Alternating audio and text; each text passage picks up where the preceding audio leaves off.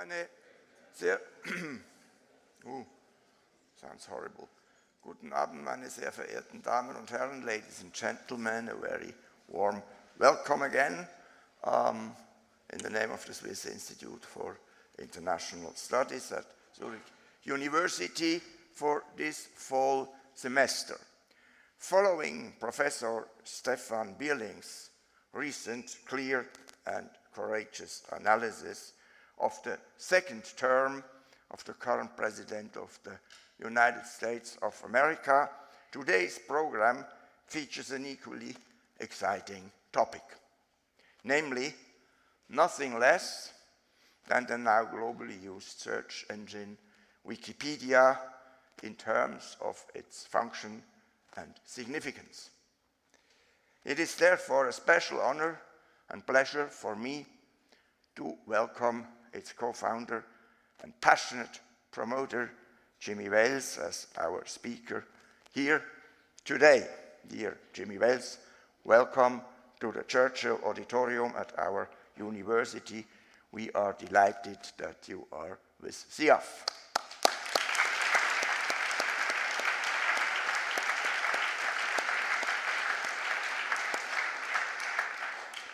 Wikipedia, as you all know, has become an encyclopedia that offers knowledge on a very broad basis with an almost universal claim. One click is enough to bring up almost any information and interpretation, often in enormous abundance. That is why being spoiled for choice sometimes becomes a matter of survival.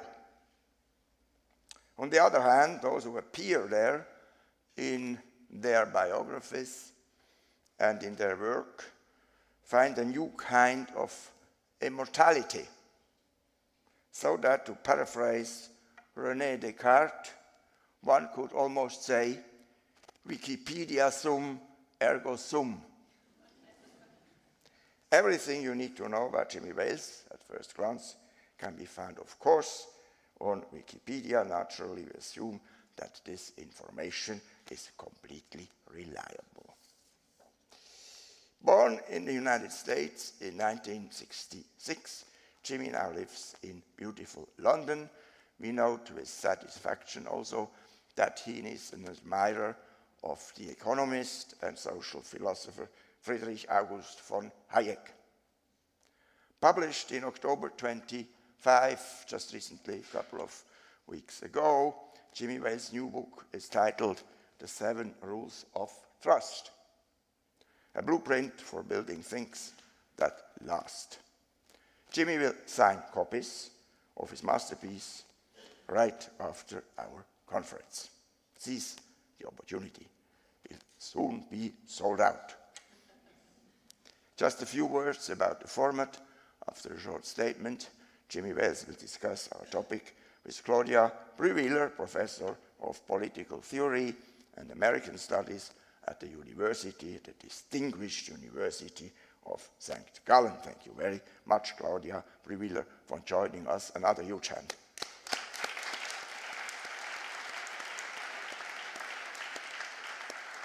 And afterwards, ladies and gentlemen, you will have, as always, the opportunity to ask some questions and maybe even correct some entries in Wikipedia, but don't make it long.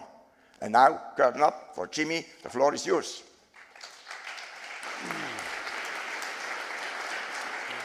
Thank you. Okay, very good. Well, it's really great to be here. A nice big crowd of book buyers, so that's good. Right, what should we chat about? I think there is only one thing to chat about, and that is Wikipedia, of course. And being at a university reminds me of my first year in university, which actually coincided with the founding year of Wikipedia. Yeah. So Wikipedia is shy a few months of its 25th birthday, so we are living a quarter century with Wikipedia already. But it was not smooth sailing from the start, because I, as a student, was told not to consult Wikipedia ever. Yeah. And we've transferred to a world where actually professors edit Wikipedia entries and assign drafting Wikipedia entries to their students as part of the course assignment. Yeah. So how did Wikipedia make it to become from a wikiality to an institution that even universities trust? Yeah, so I mean, it's always fun, and I think because we're coming up to the 25th anniversary, it's even more fun to think about, you know, the origin of Wikipedia and what were the early days like. Last week I was in New York, and I gave a talk to undergraduate students at New York University, NYU Stern. And I realized as I was talking to the audience that most of them weren't born when Wikipedia was created. And so that was kind of like, oh, wow, that's actually very interesting. Your entire life, you've only known the world with Wikipedia in it, and that's kind of amazing. So before Wikipedia, I had a project called Newpedia, which was very top-down, so it was very academic. We believed that in order to be trusted, foreshadowing my book, we needed to be even more academic than a traditional encyclopedia, because we said, look, written by volunteers on the internet, nobody's going to believe it. We need to have very rigorous standards. So there was a 7-stage review process to get anything published. You had to send in your CV to prove that you were qualified, and then they would take your draft and send it to the most prestigious professors they could find to give you feedback and notes and so forth. And after about 2 years, we had very, very little work completed. And I was getting frustrated because I had hired some people to work on this, and it just wasn't going anywhere. And so I thought, oh, well, I'll write an article myself. And I had been a PhD student in finance, financial economics. I didn't finish the PhD, but I had been a student, and I thought, oh, well, at that time, Robert Merton had just won the Nobel Prize in economics for his work in option pricing theory, so, very technical finance. And I had published a paper in that area, and I knew all of his work, and I'd worked through the math in it, and I thought, oh, I could just write a short entry about this. But I hadn't been in academia for a few years, and I realized when I started to write, I had like enormous writer's block, because they were going to send it to the most prestigious professors for fee. I mean, it felt like being back in grad school, which wasn't that fun, really. And so I realized, like, nobody's going to do this. This isn't fun. It doesn't give you a positive feeling. It's just really hard. And then also, one of the earliest articles that made it through this incredibly rigorous process, we published it with great fanfare on the website. And just a few days later, we had to retract it because somebody had noticed that it contained plagiarism. And so this 7-stage process didn't actually find the problem. It was more readers and people actually seeing the work, and an open process. So then I tell the story in the book about my daughter was born. She was very sick, and I realized I couldn't give up, and I had to do this. And also, I was willing to be a little bit radical because this wasn't working, and we just need to try something. And so we had stumbled across the idea of wiki, which just means a website that anyone can edit, and that's something that had been around for 6 years or so before Wikipedia. It was invented by a lovely guy, Ward Cunningham, and we said, oh, well, look, this is this open editing system. Let's just open it up. But we were afraid that our academics who had been recruited were going to be dislike this idea. They really liked the academic and the long review process and all of that. So we said, well, we shouldn't try to do it as Newpedia, but we'll just do it as a side project, call it Wikipedia, and it'll be a scratch pad for things to make it into Newpedia eventually. But then what happened was all these great academics who we had gathered and recruited and people who were interested in encyclopedias, they just started working. And we got more work done in 2 weeks than we had in almost 2 years. And people were enjoying it. People were having fun. Like, you could be the first person to go and type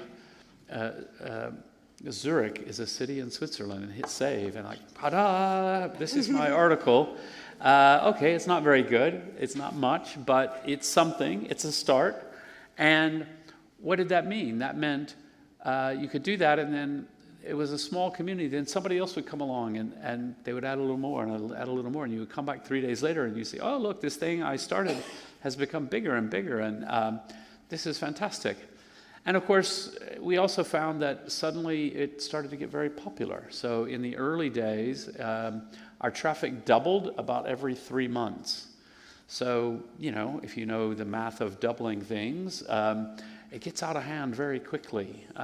So we went from, you know, just one server and a little website, and then suddenly, well, that's getting stressed. We need to get a little more hardware and so on.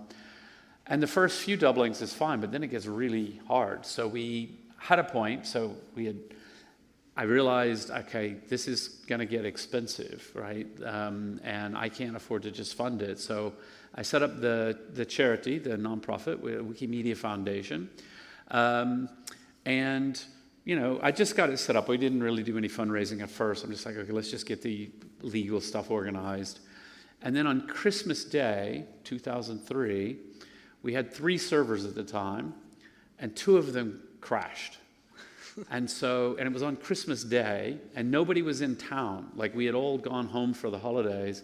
And so the only thing I could do was get on the internet and reconfigure the software so it ran on the one server, but it was really slow. And this is where it was like, okay, look, we really have to buy more hardware. And so we did, our first real fundraiser.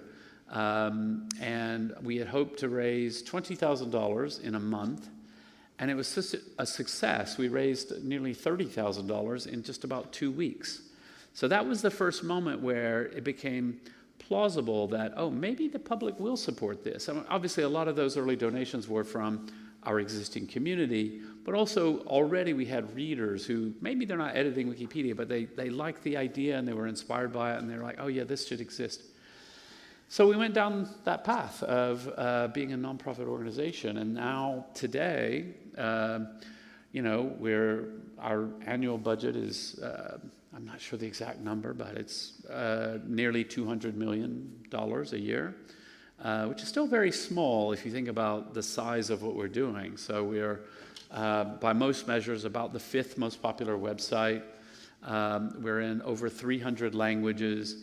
We have tens of billions of page views every month, and it's an incredible thing, and the impact we've had, and it's kind of amazing. I was just reading about a musician, one of the all-time best-selling musicians in history, sold about 900 million records, and I was like, oh. Wikipedia is seen by 2.5 billion devices every month, so we're up there. That, of course, you don't have to pay for Wikipedia, so it's not like buying a record. But so, here we are today, and then there's that trust question. So in the very early days, obviously you couldn't trust Wikipedia because whatever, it just says Zurich is a city in Switzerland. That's not much. How can I think that's important? And then we always had the ideas, and most of the things that work about Wikipedia is one of my rules of trust is purpose. And so having a clear and simple purpose to make an encyclopedia was very, very helpful because everybody knows what an encyclopedia is like, whether it's Britannica or Brockhaus or all the different encyclopedias around the world. It gives you a central idea of what you're trying to accomplish, which made it possible for people to work together. And there were a few proposals in the early days like, oh, maybe we should have competing articles on different things, and we should vote on which version is best, or maybe we should do this. And I said, no, let's just be trying to be neutral. One article on every topic. Try to be clear. It was obvious to us from the very beginning, well, you need to have good sources, right? Nobody will trust an encyclopedia if you just come write whatever random thing pops into your head. That wouldn't be anything serious. So we have to have rules around sourcing, and we have to have, how do you deal with trolls and vandals and people coming on the website to cause damage? So we have to, in the early days, the only way to block someone from Wikipedia is I was the only person who could do it, and I could only do it by going on the server and basically blocking their IP address. Another funny thing in the very early days, this is how naive everything was. You could create a username, but the software didn't have any concept of a password. So I might have my username, and you might come and just sign in as me, and there was no way to stop that. So I was like, well, this clearly isn't going to work. We need stable identities, and that's actually been a big feature of, even though a lot of Wikipedians are pseudonyms, they have a consistent, stable identity that builds a reputation, and reputation is really important for trust. You know you shouldn't do something bad because all your past history is there, and people will be able to see, like, oh, you know, this isn't random. People will say, oh, this person, I don't know, they're a real problem, and they keep putting in fake sources, we need to ban them. Or this person, oh, what are they doing? And you go, oh, well, I can look at their history. Like, they're a good Wikipedian, so maybe I should think harder about what they're doing and not just get mad at them and so on. So there's a lot of the elements that we had to come to over time, but most of them were kind of obvious. I mean, you've already mentioned directly and indirectly some of the sources that you think are linked to trust. One, you said very directly, have a purpose. Now you mentioned civility, actually. Yeah. Wikipedians know each other. Wikipedians trust each other because they can actually also look at past behavior. And you also mentioned that being trusting is one of the sources of trust. You write in your book, we are not trusted because Wikipedia is perfect, but Wikipedia is so trusting. But can Wikipedia really afford to be so trusting in times like these? Well, I think so. I mean, even today, you can go to 99, I don't know the exact number, but 99% of the pages in Wikipedia, and you can make an edit without even logging in, and when you hit save, it's live immediately. So that's incredibly trusting, and yet it works, even in these horrible divisive times and so on and so forth. And I think one of the things that I like to talk about is people do have today a bit of a funny selective memory about those early days of the internet. Yes, there was a lot of optimism. There was also a lot of trolling, a lot of flame wars. You know, before the World Wide Web, there was Usenet, which was like you can think of it as being like Reddit, if you don't know, but it's like a giant message board, except it was mostly completely unmoderated, and because it was distributed in the way the software worked, it was also unmoderatable, and it was a toxic cesspool. Like, it turns out you don't actually need to have algorithms for people to be mean to each other. They just can do it on their own, you know. But algorithms help people be mean to each other, so we should remember that. But so it's not like there was this beautiful, perfect time in the past when Wikipedia worked and the internet was a beautiful place. People have always been messy and noisy and arguing a lot and so on and so forth.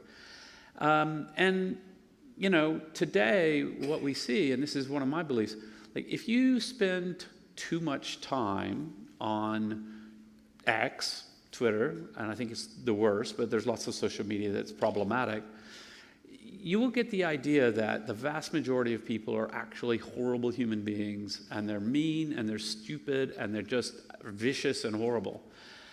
And yet, you know, most of us, you know, you go around in the world and you meet all kinds of people, and you find, like, they're really nice, and most people are very friendly and nice and helpful, and people do like to be kind to others, and they want to be constructive in what they're doing. And of course, we can spot issues of bad behavior here and there, and this, that, and the other, and there's crime and so forth, but broadly, most people are pretty trustworthy. And so my belief has always been, if you can design systems where you make it a little bit harder to be bad and a little bit easier to be good, that takes you a long way towards getting to a good outcome and saves you a lot of trouble around draconian checks and systems, things that don't trust people. You know, our original Nupedia that I described, it didn't trust people. It didn't say to you, hey, I don't know you, but you're probably a good person, come and help us. It said, send in your CV, I want to make sure you're qualified. And in fact, everything you write, we're going to send it to somebody to review and to give you feedback because we don't trust you're going to do a good job. Whereas Wikipedia says, come, join us and get started and do something. And if it's good, great. If it's not good, we'll improve it together. And that's kind of the spirit and the ideal of Wikipedia. Now, of course, I can describe it like this and you think, oh, it's heaven on earth. But we fight a lot and there's a lot of arguments and a lot of debates. My view is, there's a lot in Wikipedia that needs to be improved. One of the things that I will say about Wikipedia when we think about this arc of professors saying, don't even look at it, to professors saying, oh, it's actually okay, is we were never as bad as they thought we were, and we aren't as good as they think we are. So, you know, it's like, when people say, yeah, Wikipedia is amazing now, I never see anything that's an error, I'm like, ooh, well, let me just tell you, there's a lot of problems, and there's things that need improving, and, you know, it will always be like that for a lot of reasons, because it's a human thing, and because information changes, and new information comes, and new controversies erupt, and so on and so forth. So, yeah. I really like how you distinguish between the level of trust that really exists between people still, this interpersonal level of trust. But what we see is that the trust in institutions, both political, media, etc., is eroding. You live in the UK nowadays, where Auntie, the BBC, is nowadays no longer trusted, and before it was referred to as a family member, practically. So now that Wikipedia is also slowly becoming regarded as an institution and also gets attacked as such, how do you protect that little slice of heaven? Yeah, I mean, I think it's a really interesting thing. So right now in the UK, if people haven't followed it, they had a couple of major problems. They had, I think, well, Donald Trump is going crazy about it. But they did, in fact, most people on all sides of the political spectrum say, yeah, that wasn't good. They spliced together two things in a speech and cut out the middle bit, and it really changed the flavor of what he said. Sorry. In my view, you didn't need to do that, because what he said was still horrible. So you don't need to make it seem more horrible. He's a horrible enough person, you know. But as a result, you know, he's gone crazy attacking the BBC as being left-wing and so on and so forth. That isn't really true, but there is some questions of bias on various topics and so on. And my view is that the BBC needs to really take a trust inventory and really think about, like, how do we fix this, right? We've had some real problems where we ran stories that don't match what it says at the, you know, in our mission statement, because they weren't fair, and they were politically biased, and we're not supposed to be. And yeah, and I think they will do that. And I think, you know, the question of how trusted is the BBC, I think most people probably still trust it pretty well. I think, you know, people are like, yeah, you shouldn't have done that. But, you know, broadly, the BBC produces a huge amount of content, and, you know, people watch and love it and so forth. Yeah, so this is, you know, so how do you protect, you know, in the Wikipedia world? I think a big piece of it is, this is one of the things that I say in the book is, it's one of the rules of trust is, be transparent, especially when you have something to hide. And what that means is, being transparent in easy times is easy, but what's really hard is to say, you know what, actually, the BBC needs to, we need to say, oh, look, here's a problem. Here's what we think we haven't done right. Here's how we're going to fix it. And, you know, then you have to actually do all the things. But that's much better for trust and sort of rebuilding trust than the natural reaction of a lot of companies and a lot of organizations is PR spend, trying to minimize it, make it sound like it wasn't a big deal, and so on and so forth, which people can see right through. And that doesn't really work. So, you know, if at some point the BBC might have responded by saying, no, you know, we're not biased, like, no. Now they would maybe say, you know what, actually we need to have a closer look at this. And that's not saying, oh, we need to become right-wing or whatever. It's just to acknowledge that, okay, a lot of people are yelling at us. They might have a point, so we should look into that. And I feel the same way about Wikipedia. You've been very outspoken about one particular entry in Wikipedia that is probably quite often checked nowadays, about the Gaza genocide, that reads, as of today, the Gaza genocide is the ongoing, intentional and systematic destruction of the Palestinian people in the Gaza Strip, etc., etc. It's translated into 45 languages, and it's currently restricted for editing. And an increasing number of entries are nowadays restricted for editing because, well, at least that's what we read. because I think in these instances, Wikipedia also becomes a bit an arbiter of truth. So how can you be one of your pillars is neutrality. Yeah. How can Wikipedia remain neutral while still writing about things that are ongoing and that are heavily contested? So what's interesting about this is to say it's translated into 45 languages wouldn't quite be correct. It's written in 45 languages. And in fact, somebody just did a quick survey. So the controversy within Wikipedia is whether to make that statement in what we call wiki voice. Should Wikipedia say that, or should we instead say the following organizations have said this is a genocide, the others have said it isn't, and so on and so forth, and basically not take a side in the controversy? In my view, that's the correct way that Wikipedia shouldn't. I think this is premature. I think at some point in the future, maybe this will be the judgment of history. Right now, it's still a live, active discussion and debate, and whatever you might think about that, whatever I might think about that, it's not for Wikipedia.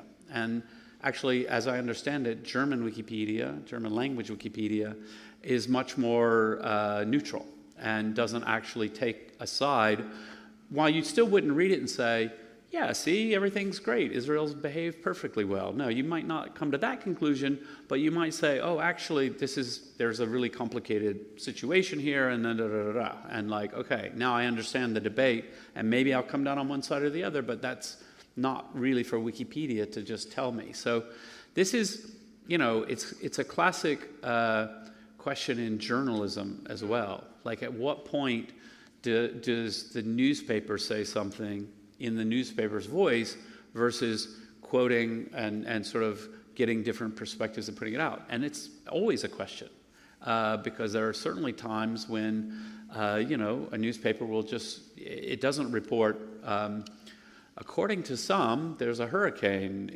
No, you just say there's a hurricane. That's not a contested fact, and that's quite simple. And so that's, I find it interesting. So this is what, after all these years of doing it, this is what I get philosophically interested in, is thinking about, okay, how do you write in such a way that you are fair to all sides without bringing in false balance? Also a great danger here. So you don't want to say, the moon. Some say rocks, some say cheese, who knows? That's just not a thing, right? You have to say there are facts. Some of the facts are not controversial. For me, the real solution to this, and the way we've always approached this, and this is what I'm campaigning for, is consensus. Consensus amongst good Wikipedians, people in good standing, who, if it's quite easy to say, like, the Earth is not flat, right? Because there's no one serious in the community who would argue the point and say, no, the Earth is flat. No, that's just not a thing. Nobody's up in arms about it. There's no reason to debate about it. There's not even a small minority of scientists who disagree. Like, it's just completely crazy. But by the way, it's very interesting. I was just looking at this because I was writing some things for the community, and it's like, Wikipedia doesn't quite say the Earth is not flat. It says this is a scientifically disproven belief, i.e. attributing, like, who says it is not true, right? It actually explains it. It just doesn't say as a simple fact the Earth is not flat. It says, according to science. So, I mean, that's just an interesting quirk. I don't think anybody is conflicted on the issue. But, so anyway, I just think this sort of thing is really the heart of it. And it's what is so hard about doing this, but it's also what makes it possible. And so when people say, oh, is there really such a thing as perfect, pure neutrality? Of course not, right? There is no view from nowhere. But there is, I think most people who are protesting and saying, oh, there's no such thing as objectivity, I always like to say to them, okay, but do you believe there's such a thing as bias? Do you think that somebody can be, like, really, really biased and ignoring one side and only campaigning for one side, and that's bias? Then I think they usually will say yes. And then to say, well, you can reduce bias, but that's what I'm talking about by being more neutral, by being more objective. And you don't have to have a pure, godlike answer at the end. You just have to make every effort you can. I mean, we're human beings. We have limited knowledge. We have different views of the world. And we can grapple with things and actually get quite a long way if we work in good faith with other people, particularly those who disagree with us. It's really possible to get to something amazing. You've mentioned that there are facts that we do not dispute or that we, well, do not cause trouble over, but even in democracies nowadays, truth is sometimes in dispute or is disputed by leaders, and in authoritarian regimes we see that as well. In the pillars of Wikipedia it says that Wikipedia is not an experiment in democracy, but to an extent being for truth is being for democracy, and we've seen that Wikipedia editors have come under attack in their respective home countries. To what extent can Wikipedia protect its community? Well, this is a huge challenge, and it's a very heavy weight on us. We have Wikipedians who've been arrested in various authoritarian countries, and we review their edit history, and they've done nothing that anybody in this room would think was wrong. They're just editing Wikipedia on a topic that the government doesn't like or agree with. And you know, this is a big difference, you know, like, no one uses Wikipedia to organize insurrections and protests. Like, that's just not what we do, and that's just not a thing. So the idea that somebody's doing some terrorist activity on Wikipedia, well, that's completely insane. Like, that's just not a thing. But what people are doing is writing in a calm and neutral way the truth, and sometimes that is dangerous. And so we do what we can. So obviously we pay for legal support.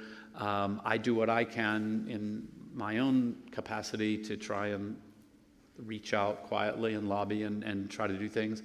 These things are very painful to know about, because oftentimes the families need to be considered, and like, actually you don't want to make the problem worse. You know, sometimes Wikipedians have come to me and say, why aren't you campaigning, you know, why don't you write something for the New York Times? And I'm like, well, because the experts and the family are saying, you're going to make it worse.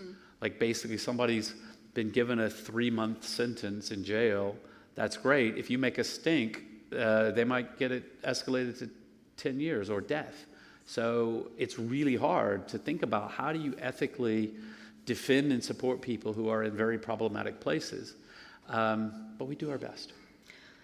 Are you ever worried about Wikipedia in the US? I mean, we know that there have been inquiries by Congress. You've been accused of being Wokepedia.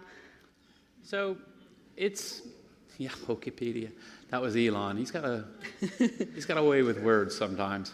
He also once said he would give us $1 billion if we changed our name to Dickipedia. I tried for 2 days to think of a witty response, but I'm like, it takes care of itself. Like, nobody thinks he's a serious person. It's like, yeah, whatever, Elon, you're a third grader, you know, you're 7 years old. You're not a serious adult. And so, yeah. Anyway, yeah, so am I worried about the situation in the U.S.? Mostly no, but I have to say that, and I think this is true across a lot of fields, there are things that we are all thinking about and worrying about that were unthinkable in the past. You know, there's sort of discussions, endless sort of things online about, will Donald Trump attempt to have a third term? That's never been a thing. Like it's not in the Constitution. Like, it's clear in the Constitution that's not possible. You can read about it in Wikipedia. You can read about it in Wikipedia. You can read about it in the Constitution. Like, it's not going to happen unless it's like a really, really bad situation. And, you know, so when we go to that level, you can get super paranoid and worried. I'm not a super paranoid and worried person, but I always do say I'm a pathological optimist, and I use the word pathological to acknowledge that it's not realistic. Like, it's just my personality, my nature. I always think everything is great, and I think that's been helpful to me and encouraging people to do good things. But I also know, like, yeah, maybe things aren't always as rosy as they seem to me. And so there's, just to get really practical, you know, if we got a letter from the the district prosecutor for the District of Columbia. An important job, but it's one district. And it was demanding all this sort of thing and sort of had a lot of heavy intonation about bias and so forth. And I'm like, the United States has the First Amendment. We have an absolute right to be as biased as we want. Like, that's not a thing. We don't want to be biased, but like, it's none of the government's business at all. Like, that's just not even a thing that could be considered in US law. And so I just found the whole thing offensive. But fortunately, we have very sensible and calm and professional staff to answer the letter. And so we just answered in a very matter-of-fact way. You ask questions. We just assume good faith is very Wikipedian. We're like, oh, well, yes, in fact, we do allow foreigners to edit Wikipedia because it's global. But and I just said, it's a good thing I'm not in charge of anything, because I would have just sent back a note, go fuck yourself, and then put the First Amendment down below. It's not okay. But the more practical things, right? And so there's no way to sort of order Wikipedia to change something. Under US law, that no court is going to support that. It's just not possible. There's a question about, what about our nonprofit status? So there's a lot of threatening about nonprofit status. And again, I'm like, in the US, there have been cases where they tried to revoke the nonprofit status of a neo-Nazi organization, and that was overruled by the courts because you cannot use the content of speech to make a tax judgment. And so I'm like, there's a lot of other organizations that are going to be in trouble before we are, because we're not, we're just Wikipedia. And then, You're underestimating your importance, I think, when you're saying we're okay. just Wikipedia. Yeah, well, yeah. They may be an institution. Yeah, that's why you're under attack. They may be underestimating our importance if they try it. So we're happy to fight and to call. Like, we did a protest against a proposed internet legislation that was going to be really damaging to Wikipedia, and we blacked out for the day in the U.S. and Congress immediately backed down because their phone system crashed. They got so many phone calls. So at the end of the day, we'll see. But let's not go there. Like, we don't want to have that fight. We'd rather everybody just calm down. Everything's going to be fine. And the one other element that is really, really important is, and I checked, when Elon was running Doge and he was like, going through the budget and cost-cutting left and right, I said, I just emailed our finance people, and I'm like, I'm pretty sure we don't have any funding from the U.S. government. We never have, right? And they're like, you're right, but we're actually going to go and check. And they went through all no, we have no funding from the U.S. government. We have no funding from any governments. And we also aren't funded by a handful of billionaires.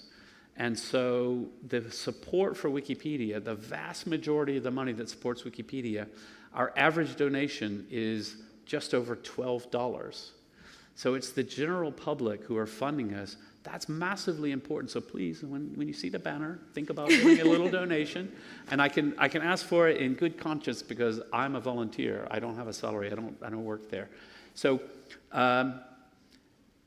it's really important for our intellectual independence, because you can imagine, people have said to me before, oh, why don't you just, get Google and Facebook and Apple, they should fund it.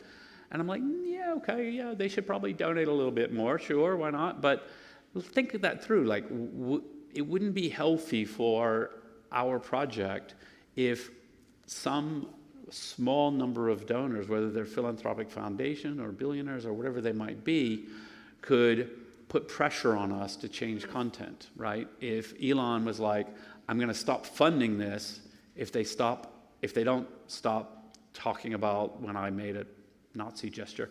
And so it's really important. So that intellectual independence is really important. So when I worry, am I worried about what's going to happen in the US? Yes. More broadly, to Wikipedia? No. The virtue of independence, one of the rules of trust, is really strong for us. And what's really strong, as you also described, is the love that people have for Wikipedia, all the phone calls. And I'd like to shift a bit the focus. We've talked a lot about political disruptions, social issues that are challenging trust in society in general. But Wikipedia is truly a labor of love, as Wired called it. People are donating their time, they're volunteering, they're making Wikipedia their hobby. Are you ever scared that AI may change that? Because we currently see AI really vacuum all the information that is on Wikipedia and transferring it to less trustworthy places. You see Wikipedia essentially being repeated by ChatGPT, just less edited. Yeah, so, I'm not that worried about it. There's a few elements of that question. So one of the things to remember is we're a bunch of geeks who enjoy our hobby of writing an encyclopedia, and we talk to each other, and we're editing, and we're discussing and debating ideas, and we're doing this work that we enjoy and we love with a great passion. And then it turns out, billions of people love what we're doing, and they like to read it, and that's great, but that's not why we do it.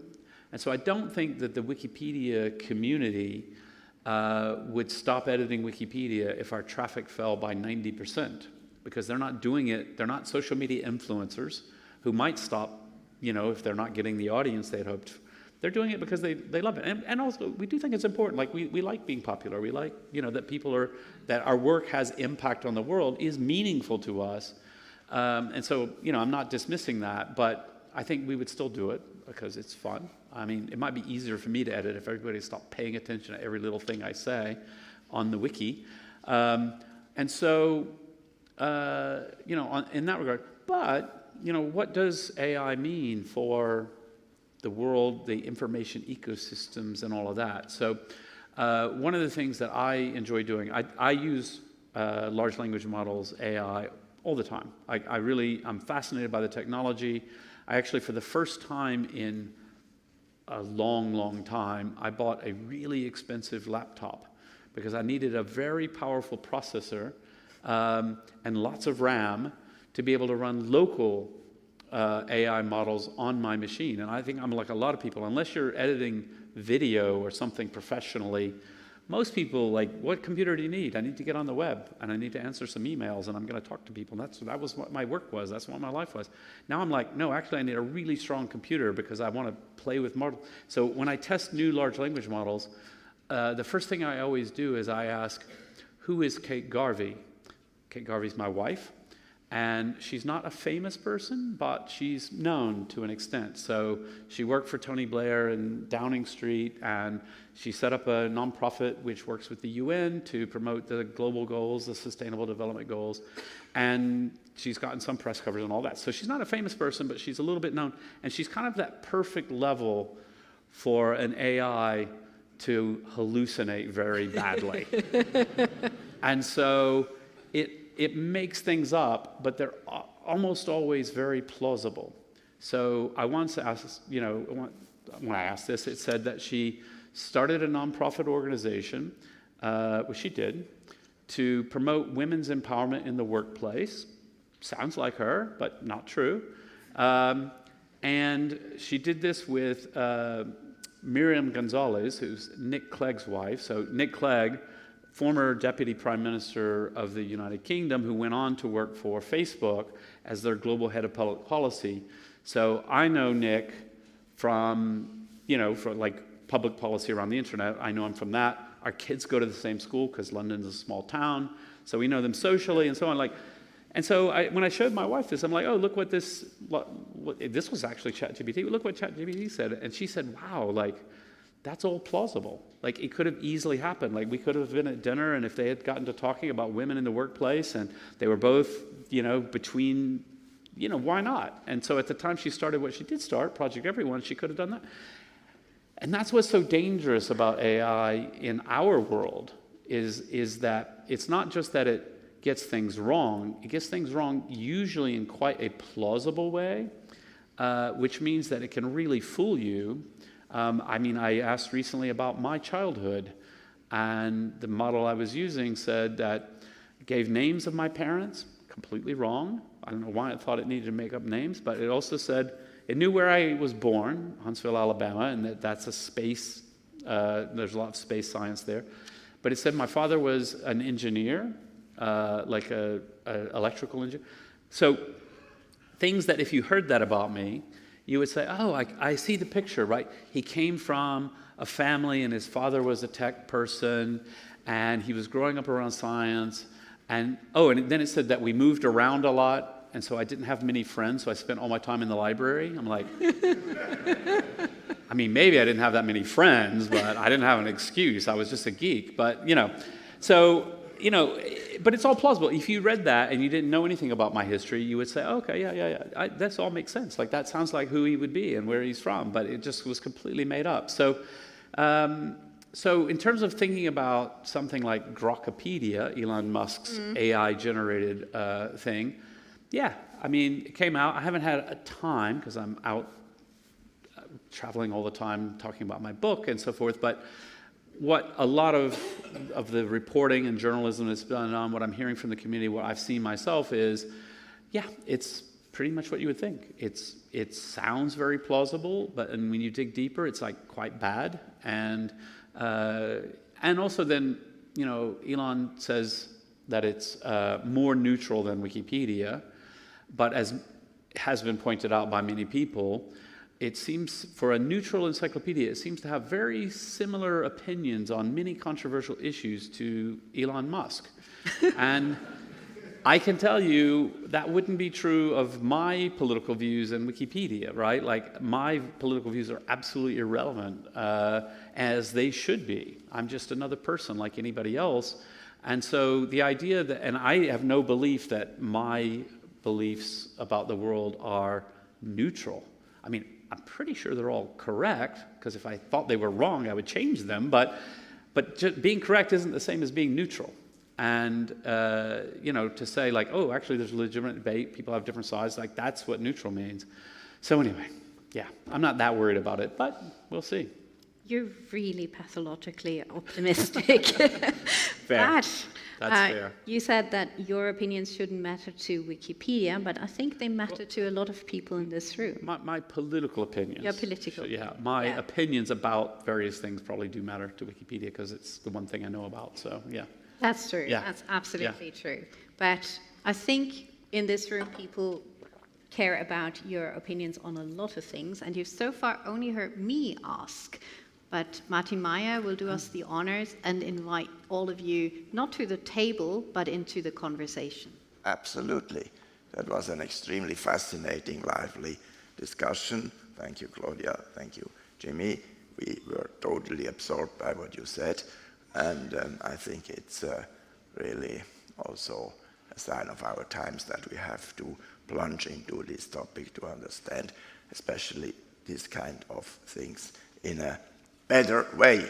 Now we always have opportunity for you to ask some questions. Please.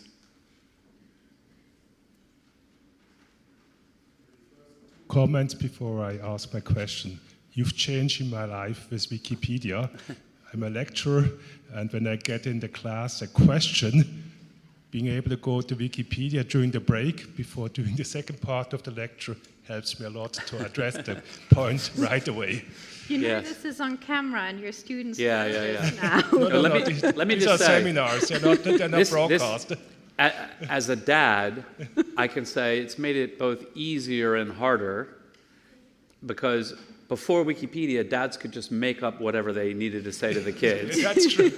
Now you can. It makes it easier because you can look in Wikipedia. Makes it harder because the kids probably looked in Wikipedia before they asked you, and then anyway, go ahead. The other point, of course, is also I remember the times before Wikipedia when I had to go to the main library of the city of Basel to read Encyclopedia Britannica, which I could only just do on a Wednesday afternoon, and was so time-consuming. These days, I don't have to do that. I can just go onto the internet. So thank you for that great contribution. Regarding fact-checking, I do the same thing, check what they write about my wife, and I find some very interesting partners that she's married to. Yeah. I have done the fact-check with her, but there's something I do not know about her previous life. Good, but now to the question. The issue of advertisement. to fund Wikipedia. Could you maybe elaborate why there is no advertisement on Right. Wikipedia Yeah. and why it's so important maybe not to have advertisement? Yeah. Thank you. Great. So I'll answer the question about advertisement, but you've also provoked me to finish a part of the story I didn't tell, which is my second question is always, and who did she marry? And it's very often people we know because they're UK politicians or political journalists, and I always joke, I married into the Labour Party in the UK. But my favorite, and this, most people might not know who this is, but you might because he was in the news in a big way recently. The recent the UK ambassador to the US, Peter Mandelson, I said, and who did she marry? It said Peter Mandelson. And, okay, I said, isn't Peter Mandelson quite famously gay? And it got very woke with me, and it said it's not appropriate to speculate about people's personal sex lives. And it's legal in the UK for gay people to get married. And I said, okay, well, that wasn't my point, but okay, yeah.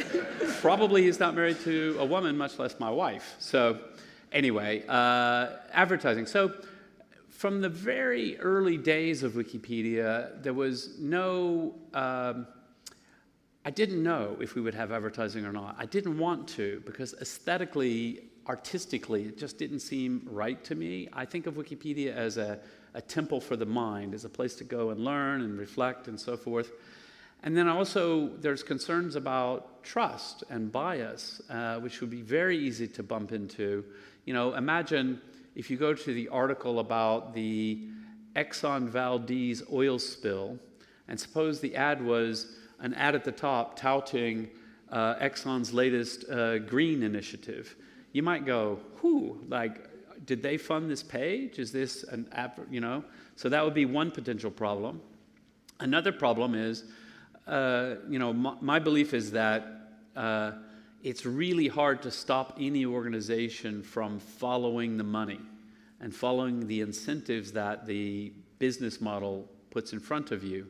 So what does that mean? That means if we were funded by advertising, we would start to worry about what kind of pages you're reading. Like if you're reading about Queen Elizabeth I, there's nothing to sell you. Like you're not in the shopping mode. So maybe we would start trying to have little links to get you to a topic that has higher ad revenue. Maybe the latest new Apple products or something like this.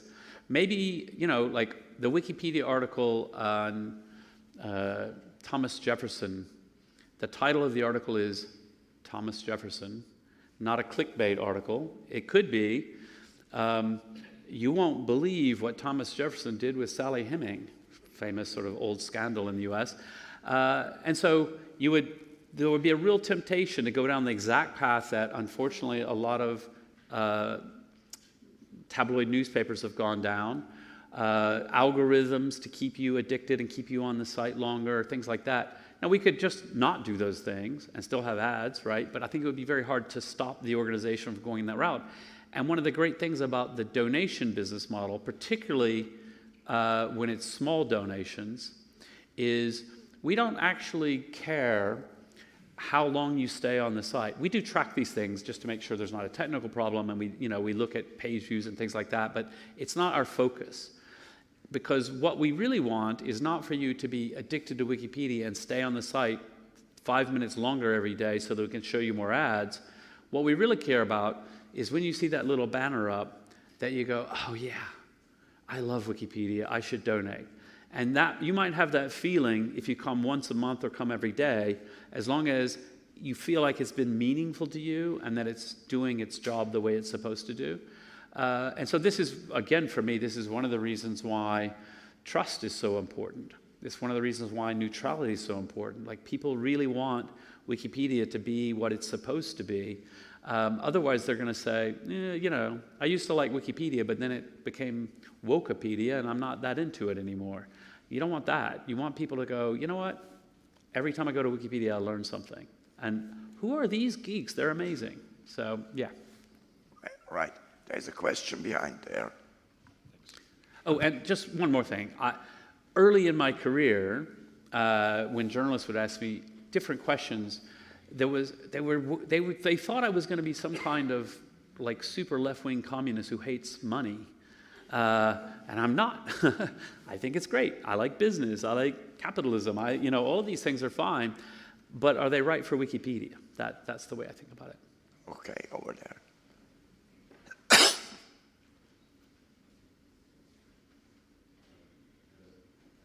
Hello.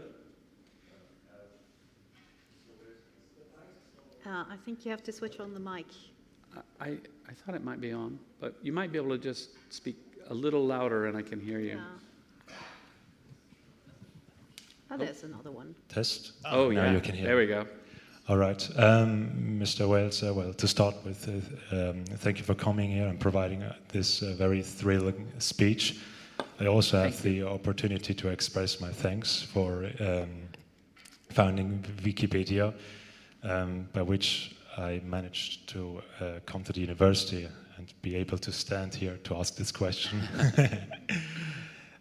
Yes. I have a question on Wikipedia's responsibility for providing its values. Values such as advocacy of transparency, truth, reliability, and trust, as aforementioned. To put it in context, after Wikipedia re-edited its article on the Armenian genocide in 2017, the Turkish president took the decision to ban nationwide the website for, I think, around 2 years. And to further this question, what responsibility does Wikipedia bear as a worldwide big tech informative source for ensuring the delivery of knowledge, providing research tools, fighting fake news at times of populism, and also saving people from ignorance, and also dealing with enemies of Wikipedia's values, be it dictators, countries, private corporations, or your best friend, Elon Musk. Yeah, so I mean, I feel that we have a heavy responsibility. We're part of the infrastructure of the world. Like we're used by so many people. We're used by AI, and so we're having an impact there. We're used by Siri and Alexa and those kinds of voice assistant tools. And so I think it's a really heavy responsibility. In terms of Turkey is an interesting case. So we were banned in Turkey by the president's office for, I think, about 3 years ultimately. It's not as narrow as being about the Armenian genocide article. It was a few issues, but the point is we felt like so all the other internet giants, some are better than others about fighting against censorship, but generally they cave in immediately, and they will remove content that a government doesn't like in order to not get blocked. And we've never done that, and we never will. So what we did, so they were, I think, genuinely surprised when we didn't immediately comply and delete these articles. And in fact, talking to people, they're like, it's just these 3 things, and they were obscure ones. And it's like, well, no, we're never going to do that. They were really well sourced to quality sources, and so we fought in the courts. We fought all the way to the Supreme Court in Turkey, and we won. And I'm really proud of that. And we were reopened in Turkey, and I love Turkey. I love visiting Turkey, and every time I do, I meet people, and they're like, oh my God, Wikipedia, like we love, like it's amazing that you didn't just cave in immediately. So we're really proud of that. We are currently blocked in China, which is a long-term issue. We were blocked and then unblocked and blocked, and we've been blocked for a long time. We could get unblocked in China anytime we want. All we have to do is a standing offer. We just need to allow a Chinese university to operate it and make sure that all the content is legal in China. And yeah, we're not going to do that. It turns out Chinese Wikipedia is really big, and it's a very active, because it turns out the number of Chinese speaking people who do not live in mainland China.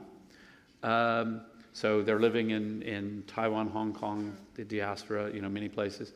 The number of people is about the same as the number of people who speak German, period, right? So there's a lot of Chinese people, right? And even the ones who aren't in China is about the same as the number of Germans. So Chinese Wikipedia is huge, it has a large editorship. One of the arguments I make to them, it hasn't carried the day, is so actually China feels misunderstood in the world.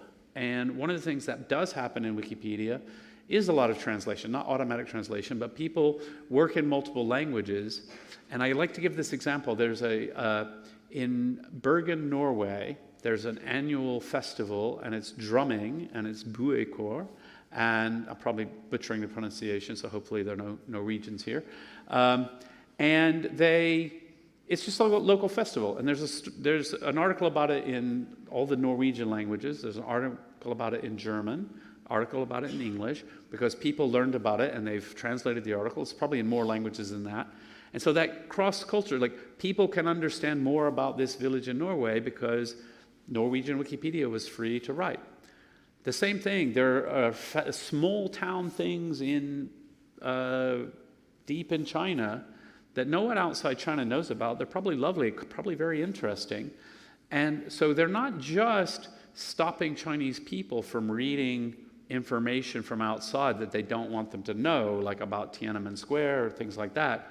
They're also stopping the Chinese people from being ambassadors to the world with Chinese culture and all of that. And so that, I think, is a really good argument, but it doesn't seem to convince the Chinese government. But there we go.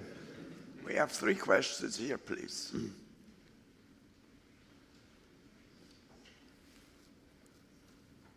Great. Can you hear me? Yeah, perfect. Thank you very much for the very interesting talk and discussions. I have 2 questions, mostly centered on how also AI can help. Good. So when you mentioned that every article is different in different languages, I was quite astonished because it does provide different information for different people, different languages. Do you think that their AI could be used to kind of stitch in informations and tidbits that are written in different languages and to write them and to represent them in all languages consistently, and so that all edits also kind of kind of represent the same thing and explain the same things?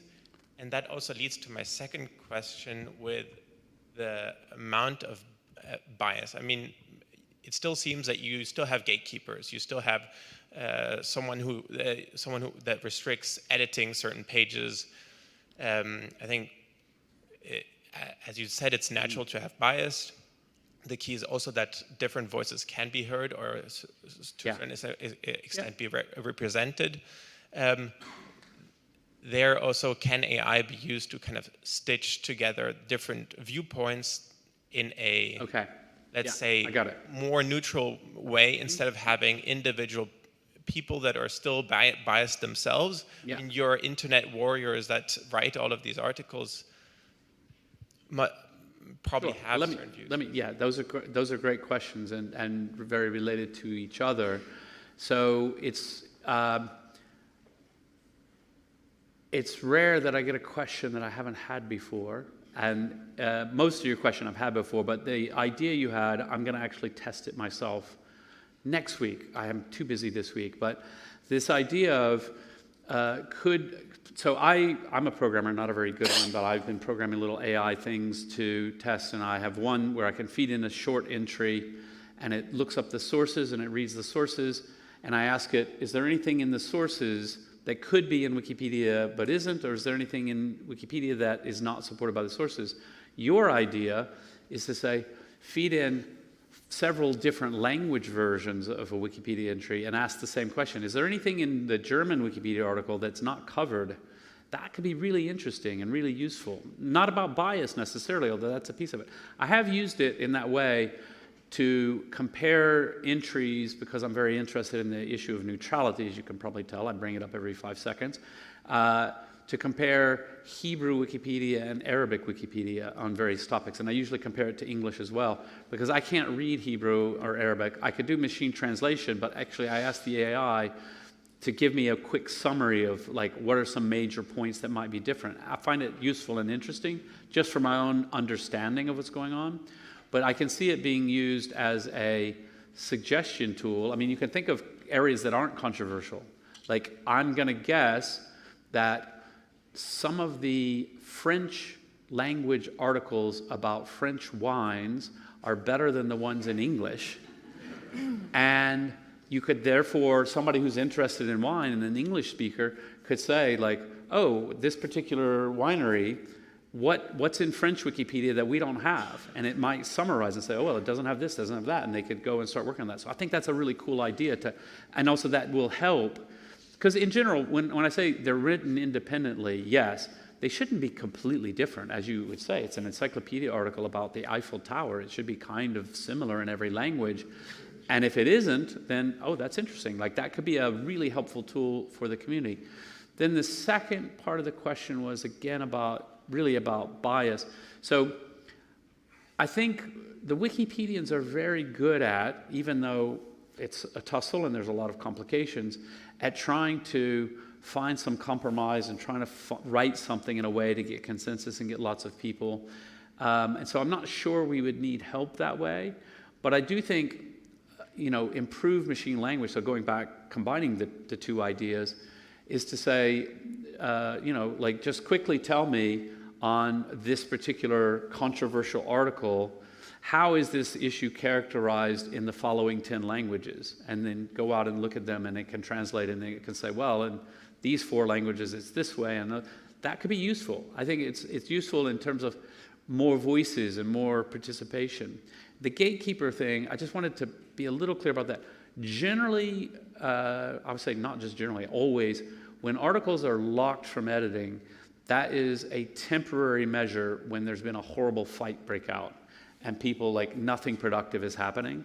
So then the idea is to say, take a pause, everybody take a deep breath, we're going to stop editing for a couple of days, we'll come back to this. And that can be a very helpful technique. The other thing is, there are certain articles, there are a fair number of them, not most of them, there's a percentage, where if you completely unlock it, it just gets covered with trolling instantly. So the article on Donald Trump, you can imagine if anybody could come without even logging in and write whatever they want, it would be complete chaos because people hate Donald Trump or they love Donald Trump or whatever, he's very divisive. So that article, for example, is, at the last I checked, is subject to what we call semi-protection, which means very light, very light. You have to have an account for 4 days, and you have to have made 10 edits without getting yourself banned. So, okay, that's pretty mild, but it is a little bit of a, like a handgun waiting period or something, It's like, no, like, you just need to not just rock up your first day and go, Donald Trump is a jerk, because that's not helping anything. So we have to do it in some cases, but it should always be about behavioral. But there is this issue. When something is locked, then people can't improve it, and people who think it's biased don't have an easy way to respond. And that's actually one of the things we're grappling with right now in areas where there's been huge conflict for long periods of time. How do we both let there be an open discourse without the pages just being full of like angry vitriol? It's hard, but it's kind of our job, so we have to examine that always. Absolutely. So we slowly come to the end. 2 more questions, please, and then we close the discussion. Yes, the lady here. Isabel, did you also have a question? Thank you. Thank you so much for this very interesting discussion. You have mentioned several times that there is a slight difference between your platform and the AI which tries to please people. AI not only tries to please people, but AI is very strongly entering the schools, investing very much to the curriculums and how teaching is done. what do you do from your part so that people who enjoy each other and who enjoy agreeing on what is factually true would also have some impact to education? I mean, very good question. I mean, what can I do? I'd like to do more. I think it's really important. On the use of AI in education and this AI trying to please people, I think it's a really interesting and complicated problem. So one of my answers, because I'm not settled in a firm way, is for young people. So there was a time when teachers said, don't even look at Wikipedia, da, da, da.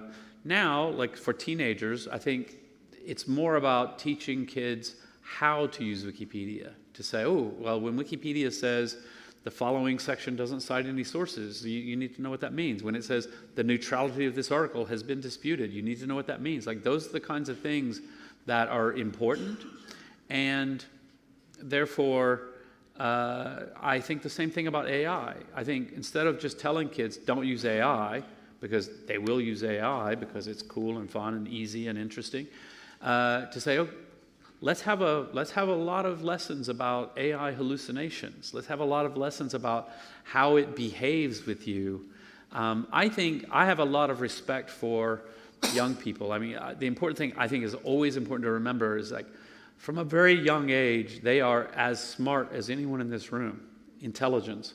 They are just very badly educated because they're 4 years old. You know, so they don't know anything about the world, but they're super smart, and they can learn. They get things very quickly. And you know, one of the things I personally find really annoying about AI, I use it a lot when I'm programming because I'm not I mean, I can program, but I'm a terrible programmer, and I'm rusty, and I don't do it professionally. But I love it. It's my hobby. And so I'll start in and I'll have a question and okay, so I go to ChatGPT and start asking. And it always says, that's a really insightful question. You are really getting this now. Not many people can understand this as well as you can. I'm like, I mean, stop, you're really annoying. Like, it's a really dumb question. Like, I'm smart enough to know it's a dumb question, so you don't have to suck up to me. Do kids know that? You know, I don't know. Like, do they have the emotional maturity to go, actually, I'm quite okay with knowing I'm not a very good programmer, so please stop pretending that I'm super insightful. And, you know, I think that's a problem. I actually think it's a bad product design because, I mean, just ask around. Most people are like, oh, God, it makes me sick how it sucks up to you all the time. And so I'm not sure it's good design. I mean, I would be saying, yeah, let's not have it be like that. It should be friendly to people, but that doesn't mean you tell them they're geniuses all the time. There's other interesting things. So I was just recently at a dinner party with some psychotherapists, and they were talking about, one of them told a story of a colleague that had a patient who said, oh yes, I've been discussing my life and my issue with ChatGPT. And so the therapist was like, ooh, hold on a second. Can we look at that together? Can we, let's discuss that because I've heard about. Anyway, he said, oh, actually it was really good. Like the advice it was giving was, it clearly had read the standard textbooks and it knew this and that. And so that's actually interesting. Like if you get decent advice.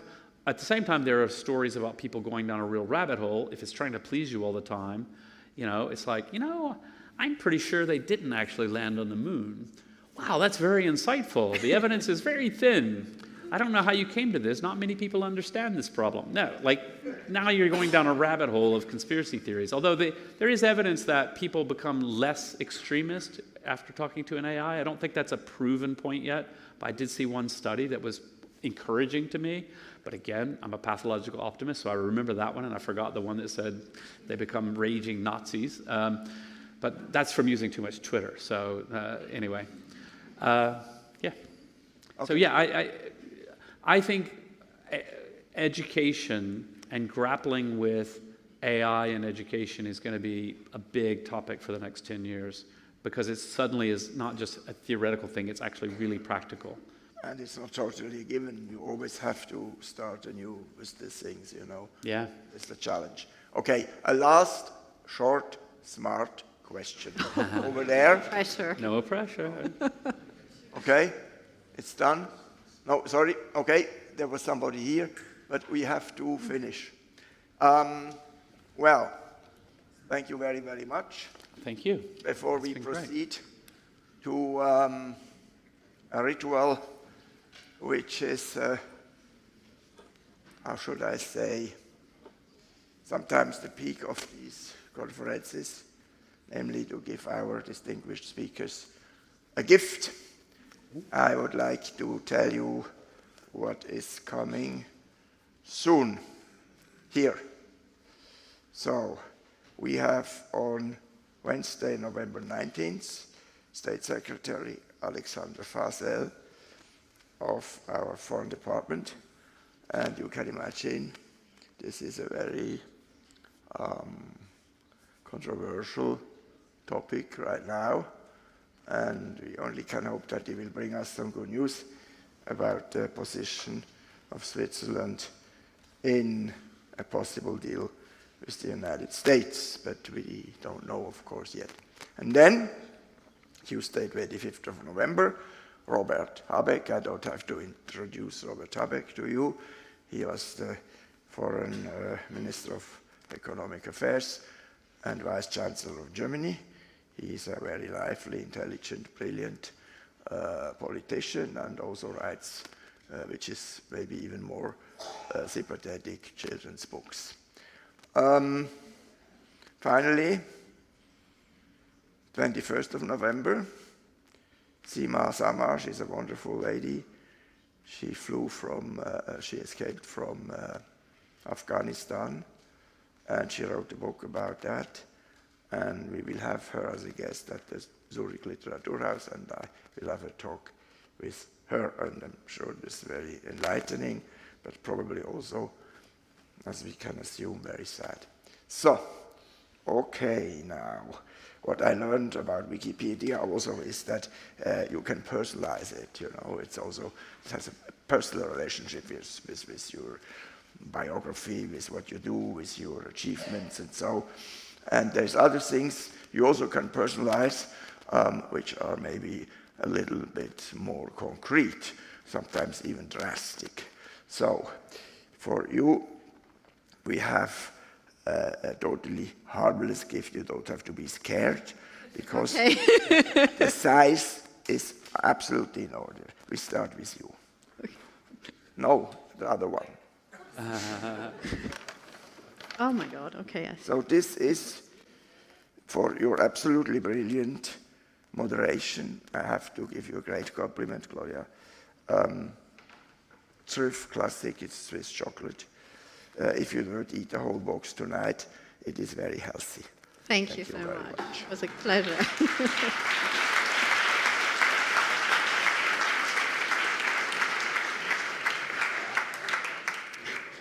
And this is now, you know, the Swiss army had always a very good reputation until maybe 20 years ago, when it went down. But this kind of cannons we have, they're very efficient and pleasing to your family also, to your kids, also a good Christmas present. And we will take care of, that's you. You know, that's you, Jimmy. It couldn't be better in Wikipedia.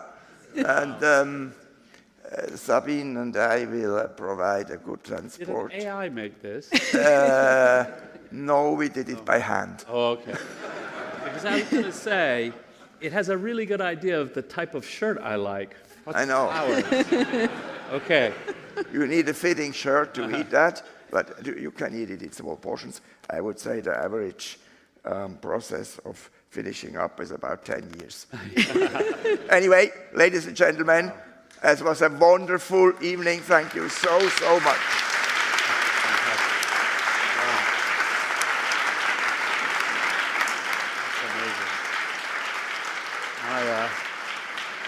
My children will be very happy. Okay, great.